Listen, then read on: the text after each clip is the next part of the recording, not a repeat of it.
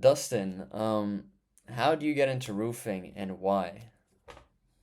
Well, I got into roofing basically by necessity. There was a tremendous need for roofers in the area, good roofers, quality roofers that would basically follow through with what they said and then follow up with the workmanship. So it kind of rolled into it because I was generally just an across the board contractor, which I still am, carpenter, and there began a need to have roofs done. So if you're doing soffit and fascia behind a roofer, it seemed like we were always waiting, 2, 3, 4 months before the roof was done. Well, your roof is very important. It's practically as important as your foundation. To where if you don't have everything sealed up from the outside getting in, then there's no sense in doing any inside work. So we were getting held up by not being able to do inside work due to waiting on the roofers. And just by necessity, we came with the idea like if we can Why not if do we it? can remodel the inside of a house, why not do a roof? So we went to doing roofs, and it just so happens that in our area, metal roofs are very advantageous due to our climate, and just how everything works. And it just kind of slid right into it. Realized that it wasn't, magnificently difficult. It was more just a bottleneck that there wasn't enough roofers in the area. So to provide the area with another roofer that's a quality roofer, it just made sense. So we slid right into it, I see. Okay, so and just kind then of you kept the took. ball rolling from there. I see. So you kind of saw the opportunity because you were getting held back, and you were like, "I'm gonna take a shot at it." And with you specifically, because you didn't go to school for this, like, how did you teach yourself how to roof? It I was never really great at school, but I was never a dummy either. And you figure out how things are done. I mean, there's multitude of YouTube videos, before YouTube videos, books. I mean, you go to Menards and there's probably 15 books on different way to lay shingles and lay shingles, how to do it. And I actually worked with another guy for a while. Excuse me, and he had more experience with roofing, but then in no time at all picked it right up, and then went from there. Found other guys that had the trade that weren't being kept busy consistently, so hired them on, and it kind of all the holes fill in themselves. Mm-hmm. Wherever you there's a shortcoming is when is where automatically gets filled up, because there's always you find the right guys and there's always somebody to fill in that low spot or where you're weaker at, to where they can take care of it. So if it's manpower or know-how, there's somebody to fill that spot all the time. I see. It's just a matter of getting the right person in the right place and utilizing it correctly, answering the phone, replying to text messages, and doing what you say you're going to do. It's pretty easy. Pretty straightforward. And with you Sounds really easy, but if it was easy, everybody would be doing it. It is hot, it's long, it's difficult, it's dirty. It's not for everybody, but I would rather do that than work on a computer every day of the week. And I actually have a degree in computer programming, and I would still much rather be on the roof. roof than I would ever be in a cubicle or inside of a building for that matter. I love it because I'm the same way, but I work with the computer. Yeah, And it's coming to that. it does. And with you specifically, like you have a super good company culture. Like, what are some mistakes you faced throughout your roofing career when it came to hiring any type of employees? As much as anything, I first off, I don't stand for laziness. Laziness, it doesn't help anything, whether you are, um, you know, building bridges or roofing or digging ditches. It really doesn't matter. Laziness never helps. So stay away from lazy people.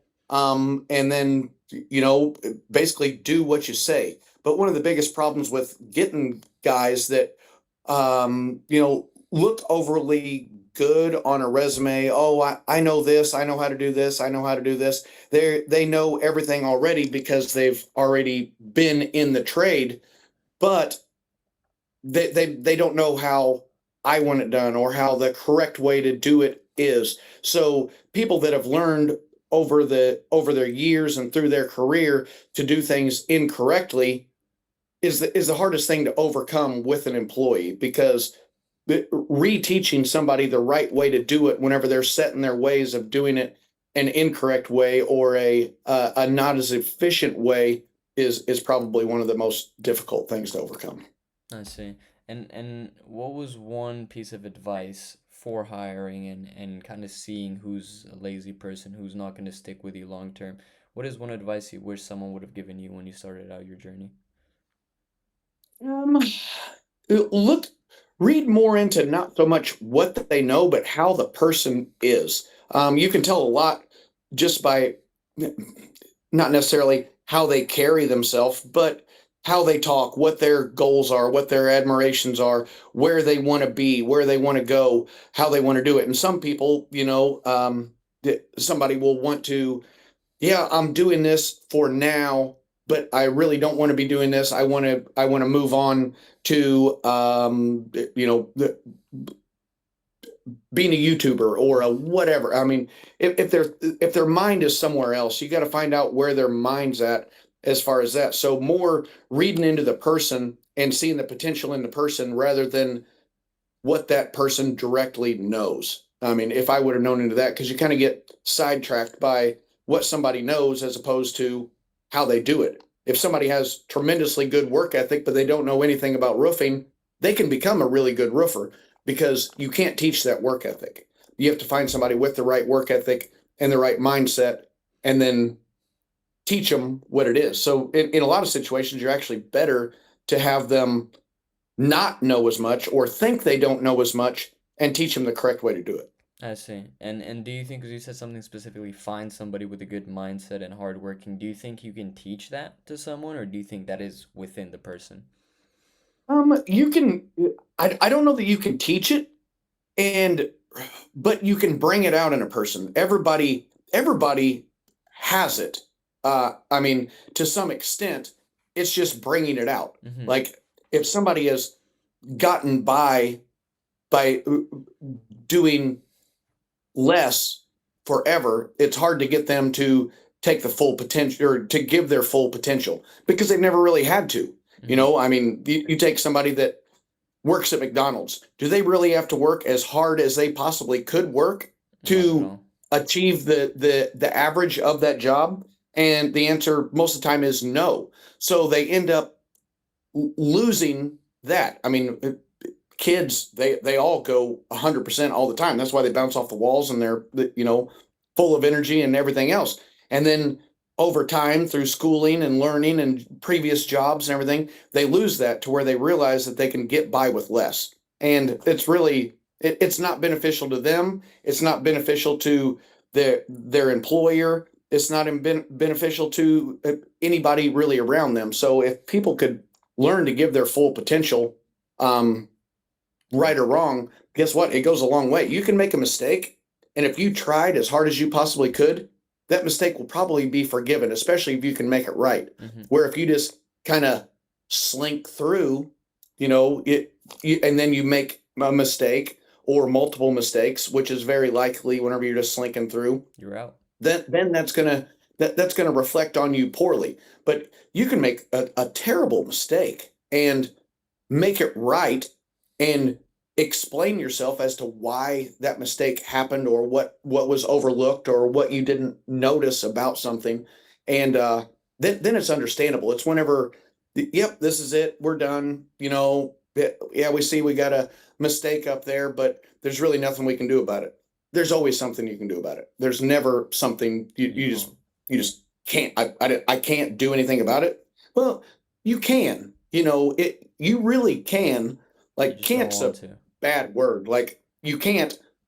You can. You're just having trouble doing it right now. Yeah. It's not that you can't do it. You're just having trouble getting to the resolution. Yeah. You may not like what it's going to take to get to that, but you can do it. I mean, without a doubt, everybody can do it. Now, there is limits, and everybody has to know their limits, and you try to work within your limits. But I mean, you try to do better every day. I mean, if you're 1% in if you two learn weeks for you. something, there's very rarely a day that I don't learn something. Hmm. Maybe not something big, and maybe not generally a lot of times it's not something that has to do with roofing, but you learn something every day, and you'll pick up on more, and a lot of stuff just in life and your daily living will correlate over to work. You know, what you're doing when you're not at work directly reflects on what you do at work. Couldn't agree with you more. Couldn't agree with you more. And when it comes to selling, because you're an amazing salesman, like besides being known for dropping pure quality in any type of job you do, you're able to connect with homeowners. I see that being the biggest struggles for roofers in general and GCs in general, not being able to connect with the homeowner and make the homeowner feel like they can trust them. What would be your advice for someone that cannot connect? You know, they just get, I'll find more estimates before going forward. Yeah, I what what works for me in my area. I'm in Southern Illinois.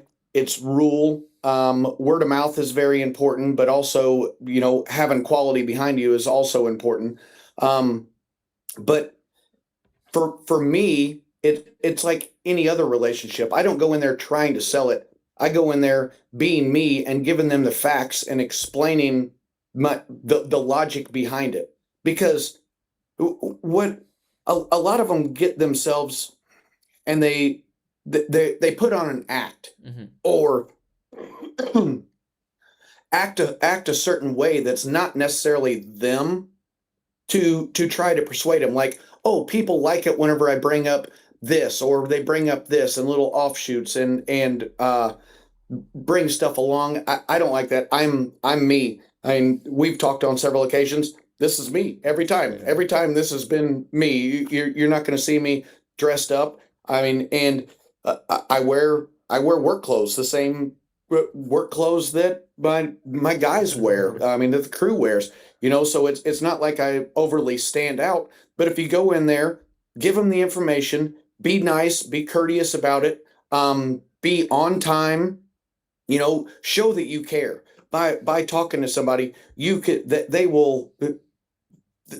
they pick up on a lot of things besides just having your sales pitch down. Mm-hmm. Like, every sales pitch is different because every roof is different. I mean, unless you get into a retirement home of cookie cutter houses, every roof is different. You're going to have different colors. You're going to have different, you know, materials used. You're going to have different ways of doing it. There's a lot of ways to get through a job and get a job done. And not saying that all of them aren't correct, but knowing what you're doing, knowing the industry, for the most part, at least in your area, in my area, inside and out of what the options are, how to get past this obstacle, what's underneath this, because you have to be able to look through what you're dealing with, and, you know, be able to feel. I mean, you literally have to feel what you're dealing with so you Mm-hmm. can give an accurate estimate.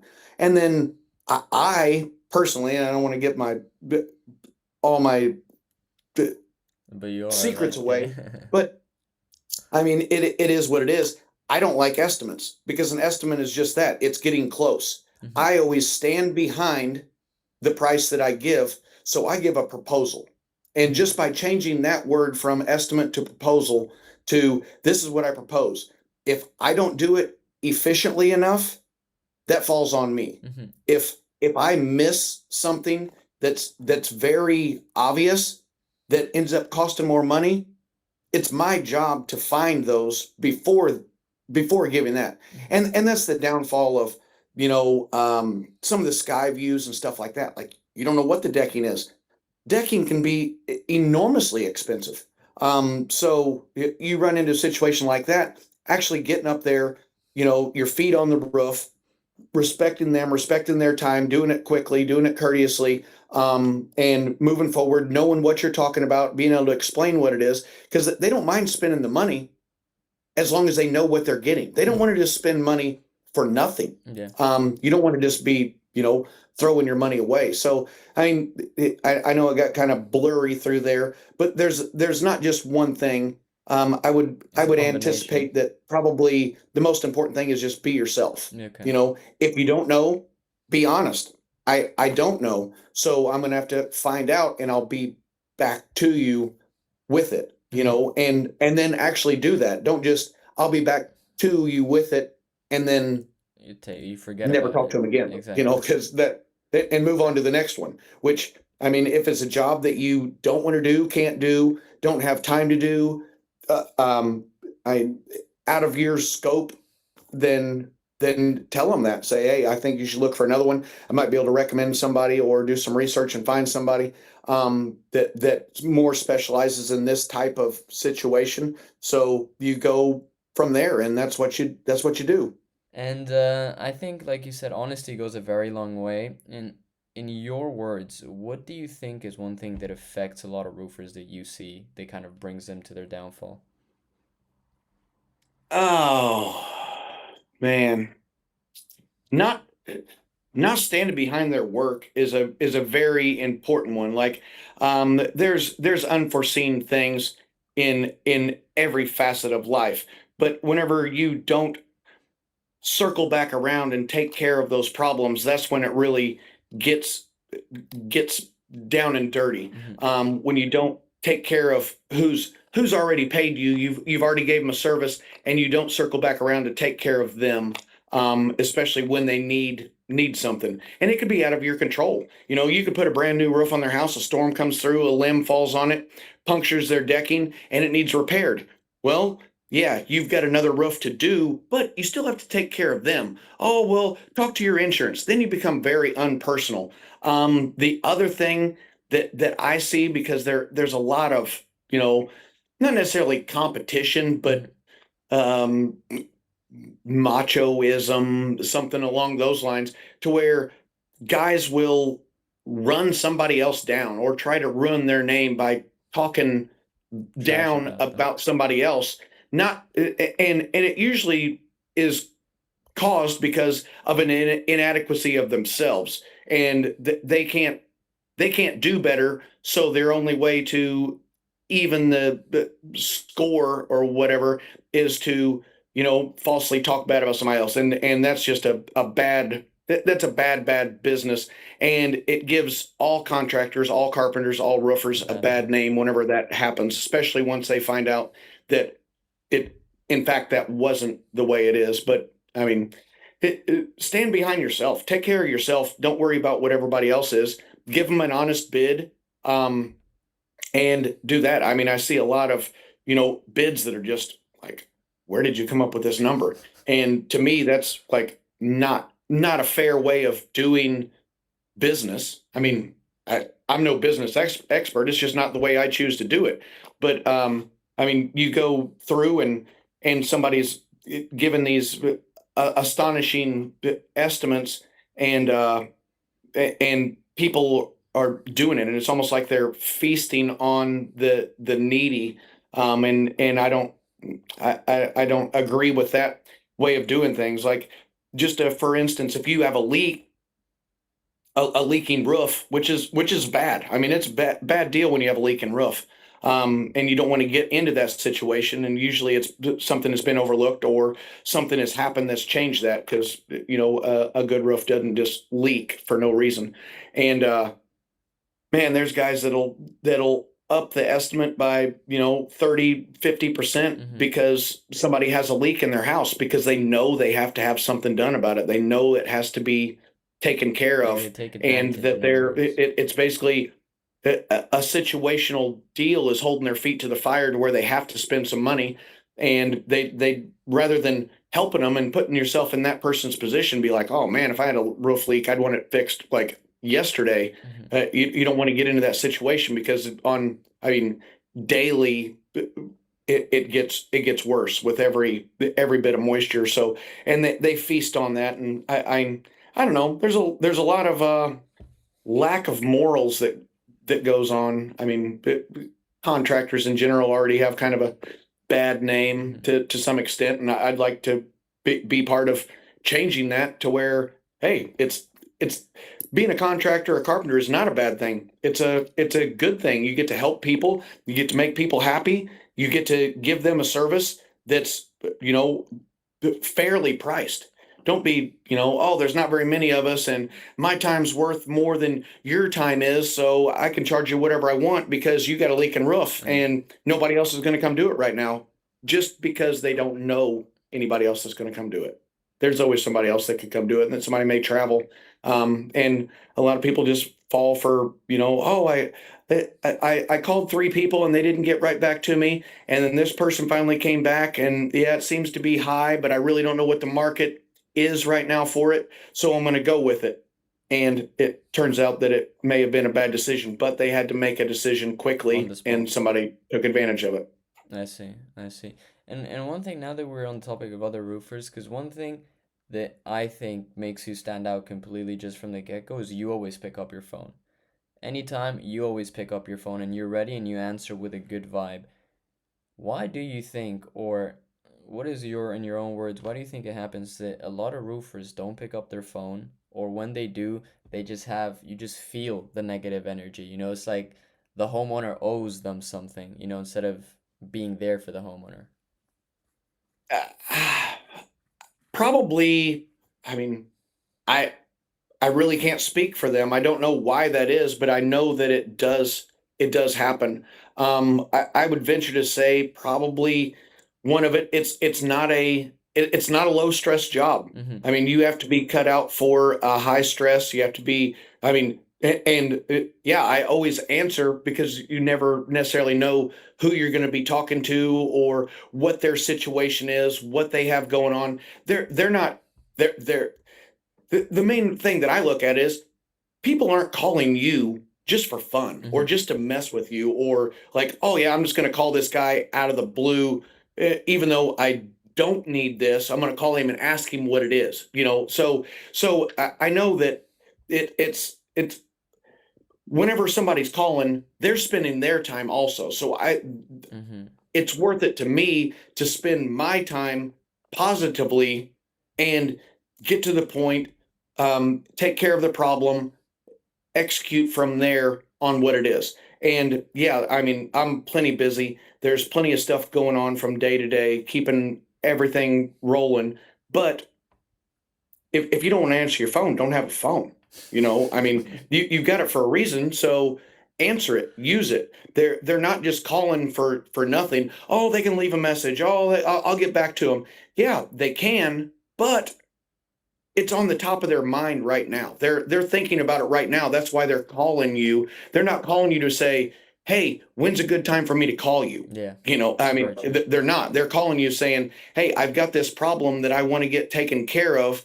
Can you take care of it?" And in some situations, the answer is no. I'm not going to be able to fall into those timelines and get it done, and that's acceptable. You didn't lose anybody's respect by telling them no. No is the answer to any question. Whenever you're asked a question, it doesn't always have to be yes. It can Mm-hmm. be yes or no. So at least they know that you gave them the time, you answered willingly, you responded, and if it's no, then it's no, and then they don't have to wonder or worry about that. They know that they can move on to somebody else. And I always try to incorporate, HVAC, for instance. I don't do Mm-hmm. HVAC. But I know people that do. So if they call and say, "Hey, my air conditioner's froze up, can you come take care of it?" Unfortunately, I can't take care of it, but I know this person, and this person, and I'll send you Okay. their numbers, can take care of it. I don't know what their schedule's like. I don't know when they'll be able to get to you, but I know that they can all take care of this problem. So in essence, yeah, it didn't pay anything, but I still helped them and took care of their problem. So if they have a roof leak later, they're going to remember that I answered the phone and, oh yeah, he didn't do HVAC, but maybe he does Roofing. roofing, or maybe he does gutters, or maybe he does soffit and fascia, or I need a window replaced. You always want to stay on top of everybody's list and stay in good graces with them. Mm-hmm. And some people you just can't make happy no matter how hard you try. So, you got to have a little bit thicker skin and be like, well, it is what it is. And you go on, but that didn't stop you from trying to do your best and trying to do better tomorrow than what you did today. Definitely. And actually, on that topic, how are you able to always keep such a good energy?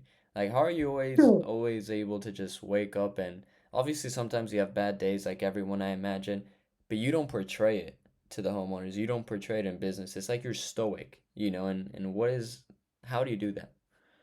Oh, you know, it's just kind of always been that way. I mean, my dad said whenever I was just a pup that if you're going to do something, do it right.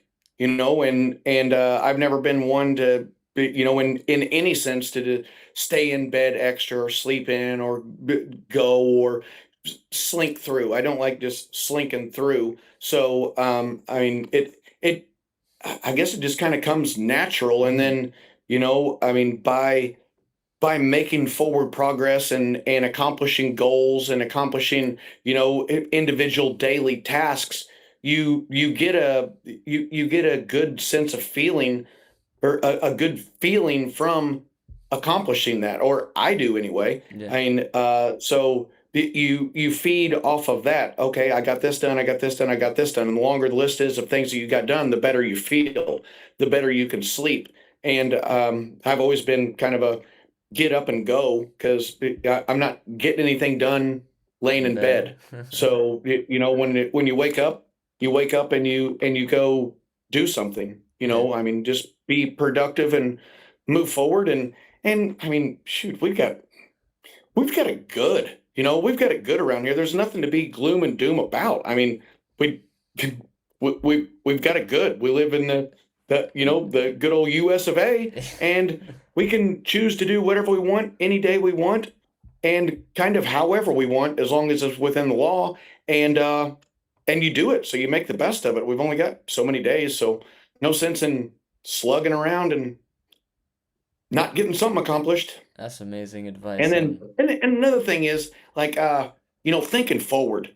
Like, I do a lot of thinking. There's a lot more than just getting up and doing a job. You got to think about what all you're going to need, how you're going to get it done, what the best way to get it done, what's going to get the best end result, and think about that and consolidate. Because when you got multiple things going on, you'd run yourself ragged if you ran to the store every time you needed one thing. So you get everything you need and everything you need for the next job and the next job, and for all of them that you have money down on, as far as being able to get the materials to where you can consolidate. Then yeah, nobody likes running to the store and buying lumber or shingle or whatever it is, or calling and ordering stuff, because that's money going out. yeah. That's the more painful part of it, but it's a necessity. It's part of what you have to do. Yeah.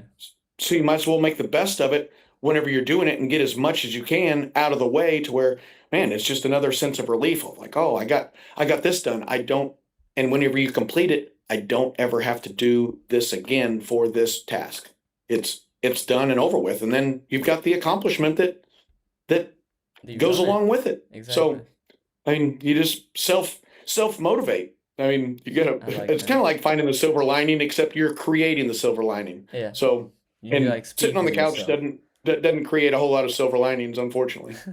I love it. I think that is advice not even only roofers can take, but just anyone that wants to improve their life. Just thinking forward, and if you have to do something, do it and enjoy it. Like, cause you're gonna have to do it regardless. So just enjoy the Yeah, like moment and I don't like doing the billing, the invoices, everything like that. I still do it, and I get that same accomplishment whenever I struggled through doing something that I don't necessarily like. Like, there's a lot of things that I would rather do rather than sit at my desk and work on the computer. yeah, It has to be done. I don't like it, and I get it done, but I get the same sense of accomplishment whenever I'm done with that. I'm like, whew, I'm done. I don't have to do that again for this job. it's That's the done. final completion. I mean, by not having the last panel of metal on is the exact same position of not having the invoice filled out and not following through with that. It correlates over. I'm the only one that does the invoices, so I get to do it. So it all lays on my shoulders, but that doesn't mean I like it. I Yeah, mean, I would rather be screwing metal, or doing putting anything else. shingles down, as opposed to pecking on the computer and hitting print. Even though it's much easier on my body, it's just not how I'm Awesome. wired. I just don't like doing it, but I still get the same accomplishment whenever I'm done doing that. Yeah. Probably even more More, so. I was gonna You're say. like, wow, whew, that sucked. I'm glad it's over with.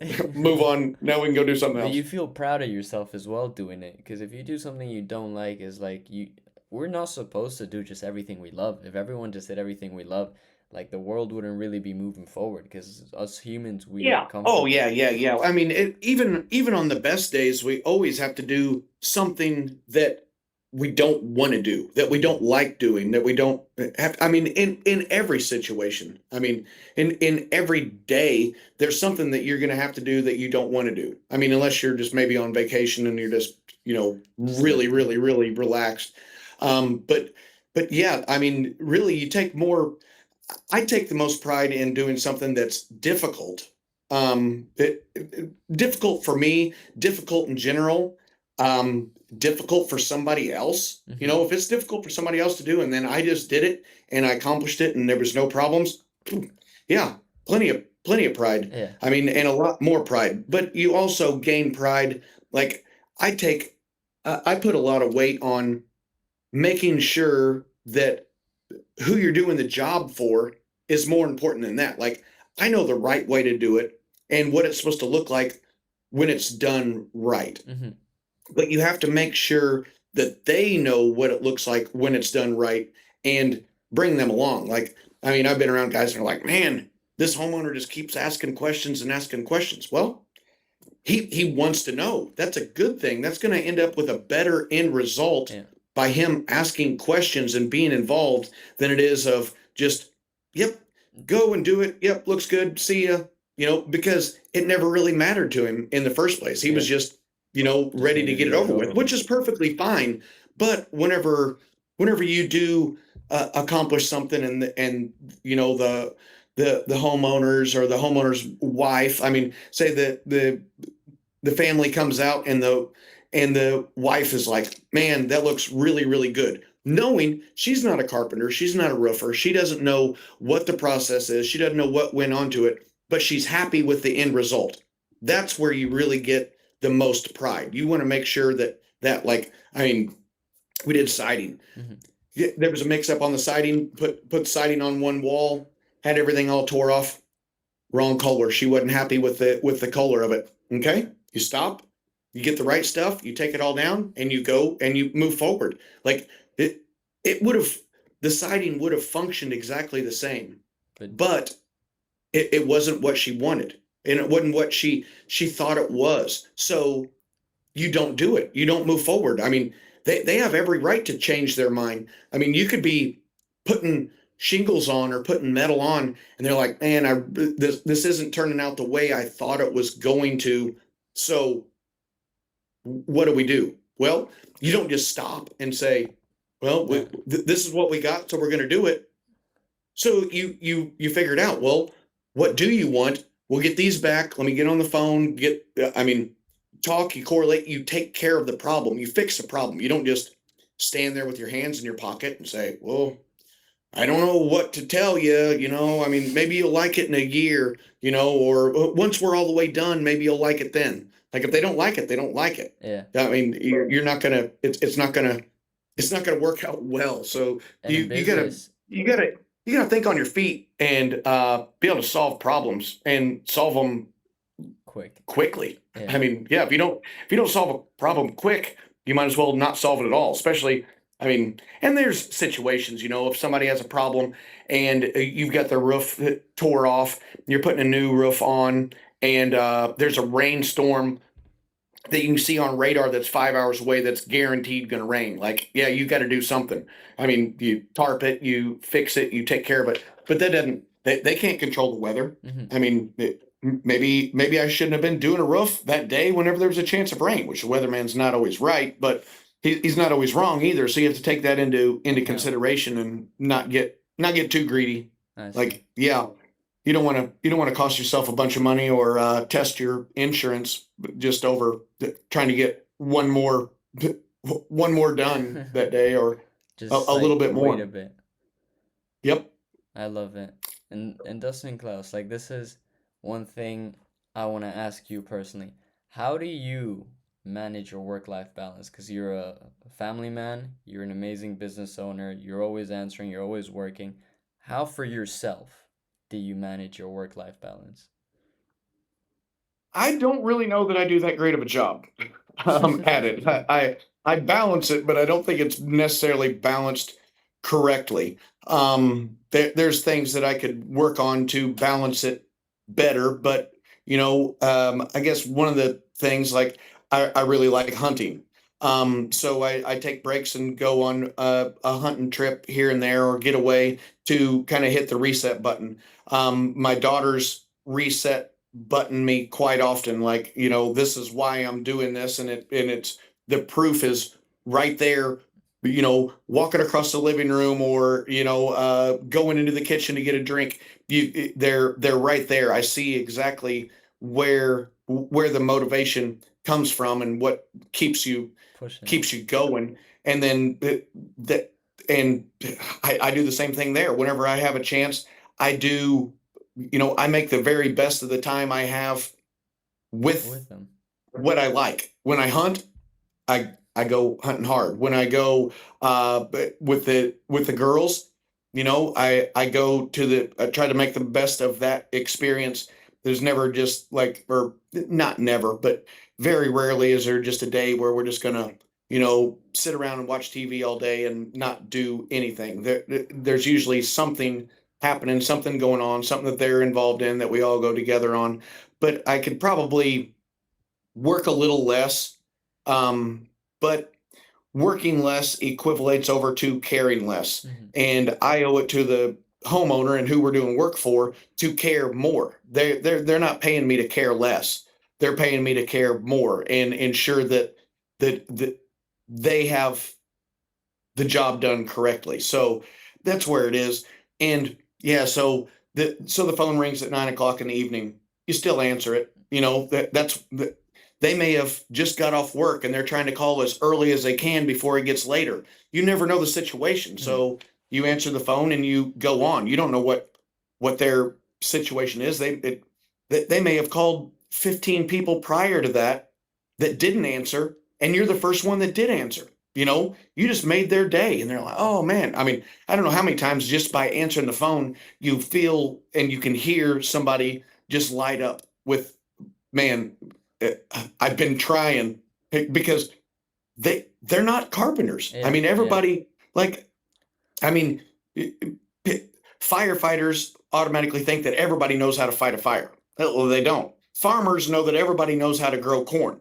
Yeah, very They true. don't, Very you true. know. And I get into the same thing as a roofer, as a carpenter. I automatically take for granted that, oh, well, they know the correct process, just like I know the correct process of getting this job done. And I know what it's going to cost, and the amount of time it's going to take. Well, they don't know all that. So you have to inform them and bring them along. Not everybody knows how to uh, put a worm on a hook and go fishing. You think you did just because I did. Yeah. You think everybody else can, but that's not the way it is. So you have to bring everybody up to speed and be, transparent. There is no dumb questions. Like, yeah, it seemed like a dumb question to me because You I've know it. known it for, 30 years. But it wasn't a dumb question to them, or they wouldn't have asked it. I mean, everybody gets stuck in the, oh, well, they did this just to do that. Well, that's a self-centered way of thinking. People don't just go out of their way to make it hard on somebody else, or go out of their way to ask a dumb question just to waste your time. That's not what that's not human nature. So they're not doing that, but people will tend to think that they are.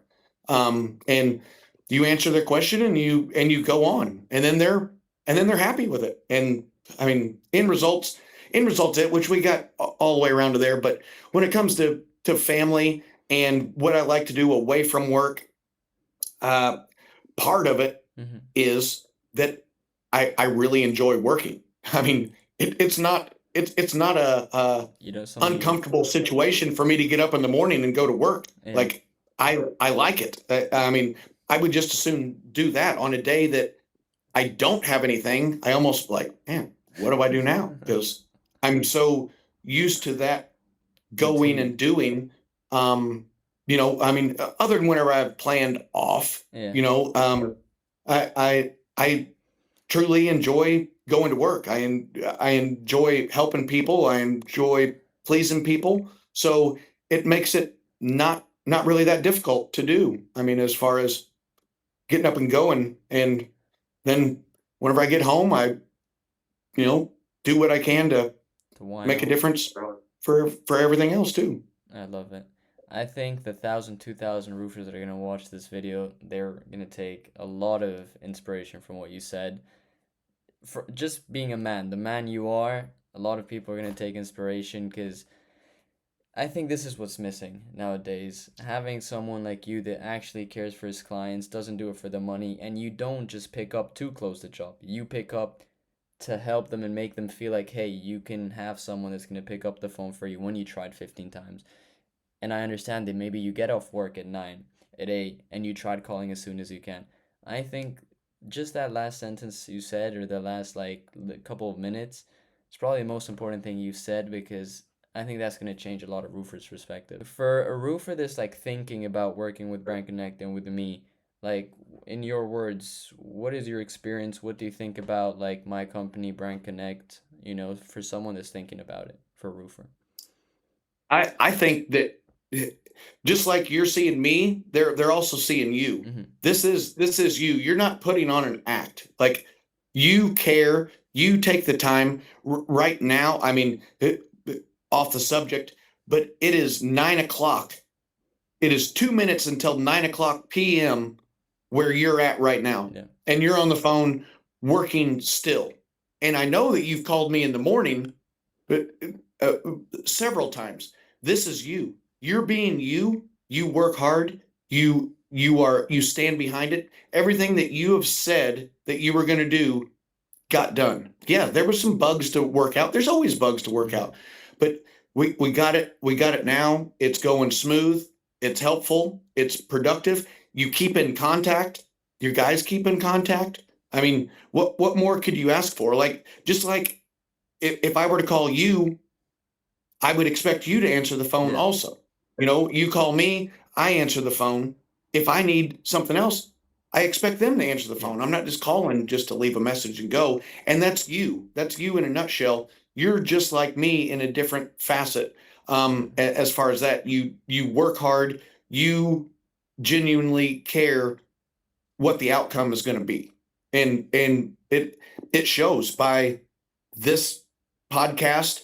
I mean, the conversations we've had in the past, and when you're talking to somebody genuine, you automatically know that they're going to be trying and going the extra mile as opposed to, you know, Doing the bare minimum. just doing the bare minimum.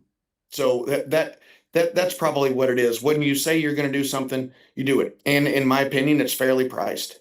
So I mean, between fairly priced and doing what you say you're going to do, it kind of makes it a very easy decision, in my opinion, for something that's not my forte. You're able to fill a hole that I'm not able to do. Mm-hmm. You have knowledge that I don't have. Yeah, I can put a roof. I can put a roof on practically anything, but I don't know all the ins and outs of advertising. I definitely know the computer part of it, everything else. So you fill a lot of voids for not a lot of money to help my business. There's millions of things that are out of our control in day-to-day life and business and everything else. So why not try to control as much as you have control, the ability to control it? And then it just makes things, I mean, because there's always going to be something you can't control, but there's a lot of things that you can control that you let slide Yeah. and you let slip, and they go slip through the cracks. And those are the ones that'll get you. It's the things that you can control will get you worse than the things that you can't That's what control. stresses you out because you start thinking, oh, I could have done this, I should have done it, but I didn't. And that's one thing I, Yep. I liked about the conversation we had yesterday, which I'm gonna implement even more because I implement it, but not as much as I know I can. Just if you do something, just give it your 100%.